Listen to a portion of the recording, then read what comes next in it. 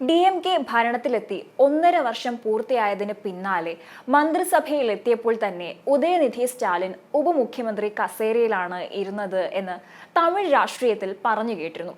3 വർഷം പിന്നിട്ട DMK സർക്കാർ ഇപ്പോൾ അത് ഔദ്യോഗികമാക്കിയെന്നേ ഉള്ളൂ എന്നാണ് ഒരു വിഭാഗം ഈ ഒരു സാഹചര്യത്തിൽ പ്രതികരിക്കുന്നത്. അതുപോലെ തന്നെ തിരക്കിട്ട് തന്റെ മകനെ വലിയ പദവികളിൽ ചുമതലയേൽപ്പിച്ച് ഇരുത്തിയാൽ അത് പാർട്ടിയുടെയും അതുപോലെ തന്നെ തന്റെയും പ്രതിച്ഛായയ്ക്ക് ഇടിവുണ്ടാക്കുമെന്ന ആശങ്കയാണ് മുഖ്യമന്ത്രി MK സ്റ്റാലിനെ ആദ്യം പിന്നോട്ട് വലിച്ചതെന്നും വിലയിരുത്തപ്പെടുന്നുണ്ട്. എന്നാൽ പാർട്ടിക്കുള്ളിൽ ഉയർന്നു വന്ന പിന്തുണയും ലോക്സഭാ തിരഞ്ഞെടുപ്പിൽ പാർട്ടിക്ക് ഉദയനിധി കരുത്തായതും കണക്കിലെടുത്തുകൊണ്ടാണ് ഈ ഒരു തീരുമാനം എടുത്തിരിക്കുന്നത്.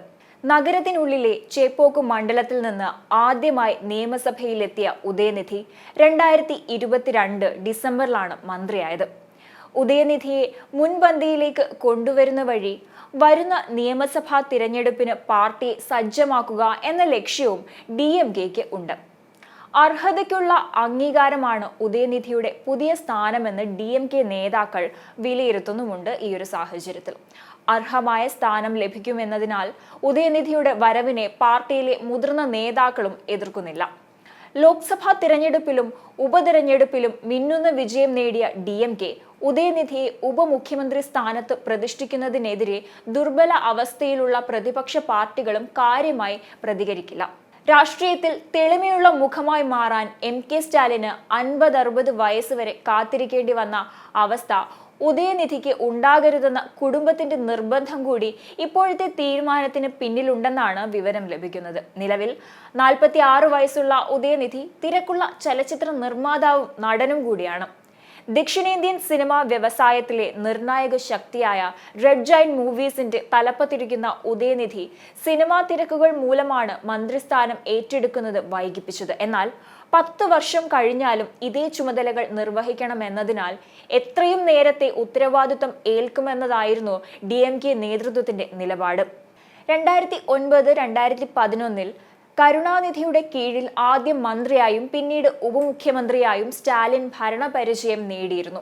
അക്കാലത്ത് DMKയുടെ പദ്ധതികളിൽ, പ്രത്യേകിച്ച് സ്റ്റാലിന്റെ വകുപ്പുകളിൽ ഫലപ്രദമായ ഒട്ടേറെ തന്ത്രങ്ങൾ നടപ്പാക്കിയതിനു പിന്നിൽ മിടുക്കരായ IAS ഉദ്യോഗസ്ഥർ ഉണ്ടായിരുന്നു. അത്തരത്തിൽ പരിചയസമ്പത്തുള്ള മുതിർന്ന ഉദ്യോഗസ്ഥരുടെ സേവനം ഉദയനിധിക്കും ലഭ്യമാക്കി.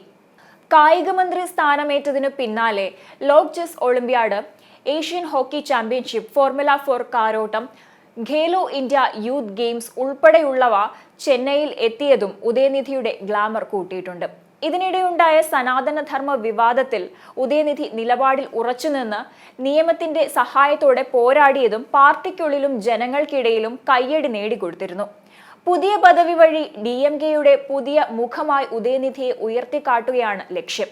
സ്റ്റാലിന്റെ മറ്റൊരു മുഖമായി ഉദയനിധിയുടെ സ്വാധീനം ജനങ്ങൾക്കിടയിൽ ഉറപ്പിക്കാനും DMK ഇപ്പോൾ ലക്ഷ്യമിടുന്നുണ്ട്. എന്തായാലും തമിഴ് രാഷ്ട്രീയം ഇപ്പോൾ മറ്റൊരു തലത്തിലേക്ക് കടന്നിരിക്കുകയാണ്. ഇവിടെ ഉദയനിധി സ്റ്റാലിൻ രാഷ്ട്രീയത്തിൽ മികവ് പുലർത്തിക്കൊണ്ട് മുന്നേറിക്കൊണ്ടിരിക്കുമ്പോൾ മറുവശത്ത് നടൻ വിജയും ഉണ്ടെന്നുള്ള കാര്യം ഓർക്കണം. ഇതേ സാഹചര്യത്തിൽ തന്നെയാണ് വിജയുടെ TVKയും, അതായത് തമിഴക വെട്രി കഴകം എന്ന വിജയുടെ പുതിയ പാർട്ടിയും ശക്തിപ്പെട്ടുകൊണ്ടിരിക്കുന്നത്. തമിഴ് രാഷ്ട്രീയത്തിൽ ഇനി വരും തലമുറയിൽ നേർക്കുനേർ നിന്ന് പോരാടാനിരിക്കുന്നത് 2 നടന്മാരു കൂടിയായ രാഷ്ട്രീയ നേതാക്കളാണ്, വിജയും ഉദയനിധി സ്റ്റാലിനും.